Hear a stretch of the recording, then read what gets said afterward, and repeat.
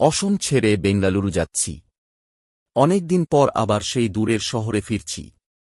কিন্তু এবার যাত্রাটা যেন আগের মতো নয়। আজ বুকের ভেতরটা খুব ভারী লাগছে।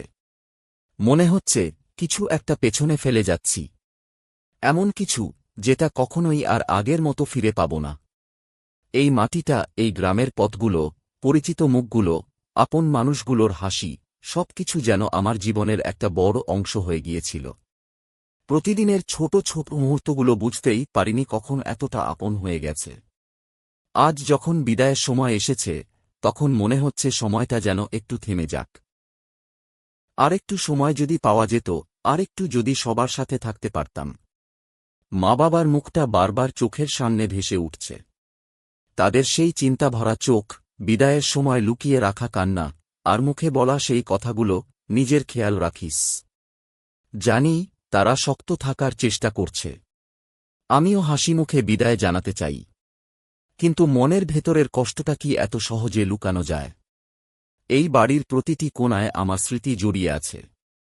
শৈশবের হাসি, বন্ধুদের সাথে কাটানো সময়, সন্ধ্যাবেলার আড্ডা, বৃষ্টিভেজা বিকেল, সবকিছু যেন আজ আমাকে আটকে রাখতে চাইছে। ট্রেনের জানালার পাশে বসে যখন দূরে সরে যেতে থাকবে এই পরিচিত শহর, তখন হয়তো চোখের কোণায় জমে থাকা জলগুলো আর আটকানো যাবে না। জীবনের প্রয়োজনে মানুষকে কত কিছুই না ছেড়ে যেতে হয়। স্বপ্নের খোঁজে, ভবিষ্যতের আশায়, পরিবারের মুখে হাসি ফোটানোর জন্য নিজের অনুভূতিগুলোকে বারবার চাপা দিতে হয়। বেঙ্গালুরু আমার কাছে নতুন নয়, তবুও প্রতিবার সেখানে ফেরার সময় একটা অদ্ভুত শূন্যতা অনুভব করি।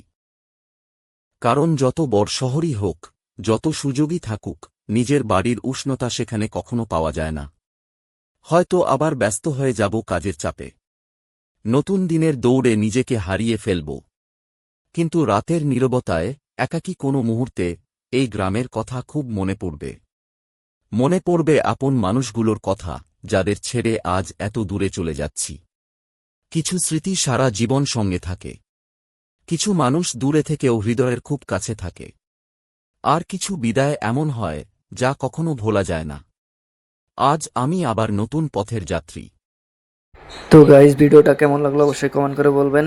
আর নতুন হয়ে থাকলে আমার চ্যানেলটা সাবস্ক্রাইব করবেন। আর এরকম ভিডিও পাওয়ার জন্য আমার পাশে থাকবেন। ধন্যবাদ। আপনারা ভালো থাকুন, সুস্থ থাকুন। আর ব্যাঙ্গালোরতে আছি, আমি যত ভালো ভালো কাম করে খেতে পারি তার জন্য দোয়া করবেন। ধন্যবাদ।